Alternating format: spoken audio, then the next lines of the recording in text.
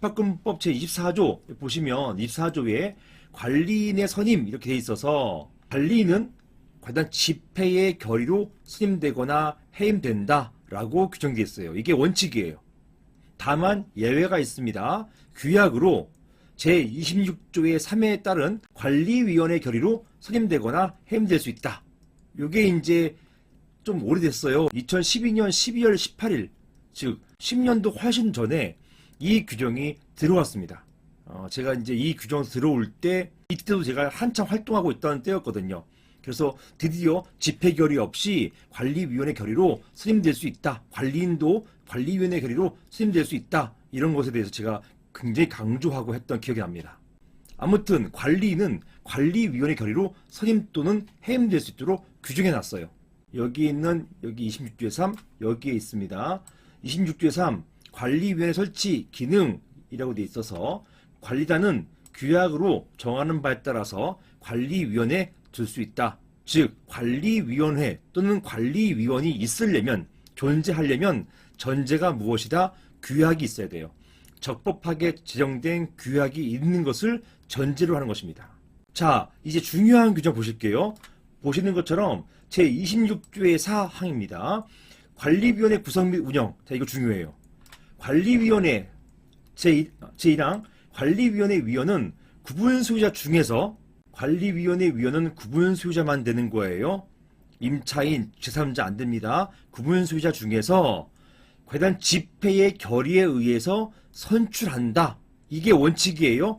여기 이게 원칙이니까 무엇이 있다? 예외가 있어요. 자, 예외가 무엇이냐? 다만 규약으로 또 나오죠. 규약으로 과단 집회의 결의에 관해서 즉 관련 집회 결의에 의해서 선출하도록 되어 있는데 이런 집회의 결의에 관해서 달리 정한 경우 여기에서는 그에 따른다.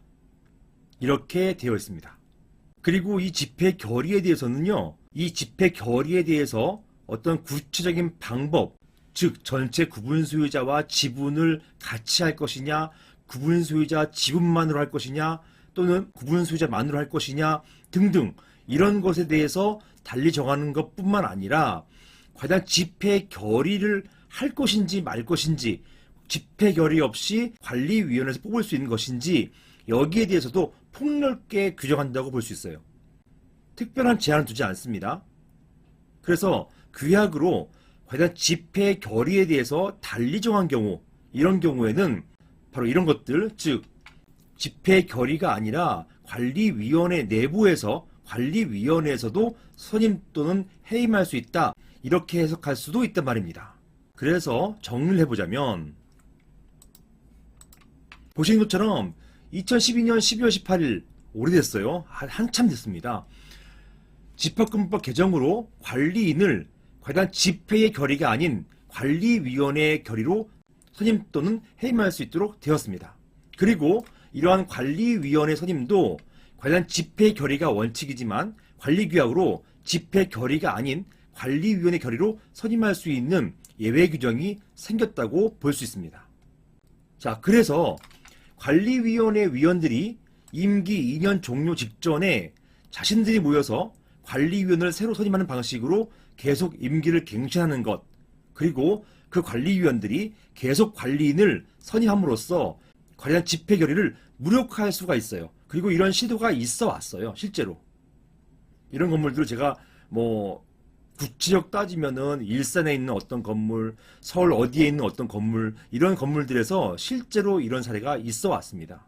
규정이 아까 보신 것처럼 규정 자체가 규약으로 집회 결의에 관하여 달리 정한 경우 이렇게만 돼 있을 뿐이지 집회 결의 자체는 있어야 된다. 이렇게 해석할 수는 없어요. 그래서 이렇게 말할 수 있는 거예요. 현행법상으로 관리규약으로 관리위원회에서 관리위원을 선임하는 것 이거 자체를 위협하다 볼 수 있는 것은 아니란 말입니다. 애당초 이런 규정이 들어온 것은요. 집회가 개최되기가 어렵기 때문이에요. 그 많은 분들이 이 분양 이후에는 관심도가 떨어지기 때문에 집회가 잘 안 열려요. 안 열리다 보니까 관리위원을 만들고 관리위원회에서 관리인도 선임하고 관리위원도 뽑으려고 하는 그런 시도가 그렇게 하기 위해서 법이 지정된 것이란 말입니다. 이것을 더 협소하게 해석해서 관리인은 관리위원회에서 뽑을 수 있는데 관리위원은 반드시 집회 결의가 있어야 된다. 이렇게 해석할 수는 또 없는 거예요. 집회가 잘 열리지 않는 현실을 고려한 법의 취지상 그렇다는 것입니다. 따라서 이러한 관행이 잘못되었다고 생각된다면, 즉 관리위원들이 모여서 자기가 자기들을 뽑고 이렇게 갱신하고 이런 것들 잘못된 거죠.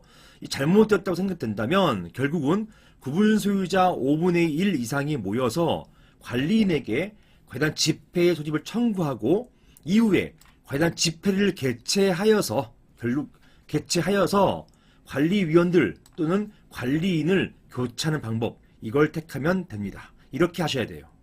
그리고 실제로 이렇게 하고 있습니다. 자, 이게 뭐냐? 보시는 것처럼 구분수자 5분의 1 이상이 모여서 집회 소집 청구한다. 이 말이 무슨 말이냐? 보시는 것처럼 여기 있잖아요. 관련 집회권법 33조 이렇게 돼 있어서 1항부터 3항까지는 관리인이 있는 건물, 그리고 4항은 관리인이 없는 경우, 이걸 말하는 것이고, 관리인이 없는 경우에는 임기가 종료된 경우에도 관리인이 없는 경우로 보는 게 최근의 판례예요. 임기 종료된 관리인은 직무대행자다, 관리인 직무대행자다 라고 하더라도 이것을 관리인이 없는 경우로 보고 구분수자 5분의 1 이상이 직접 관련 집회에 소집할 수 있도록 하는 게 요즘 판례의 태도란 말입니다.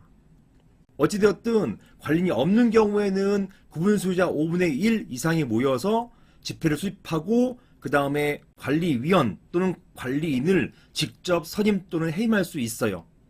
만약에 관리인이 있는 건물, 이런 경우는 구분소유자 5분의 1 이상이 관리인에게 소집을 청구합니다. 집회 소집을 청구하고, 그때는 이제 보시는 것처럼 회의 목적사항을 구체적으로 밝혀야겠죠.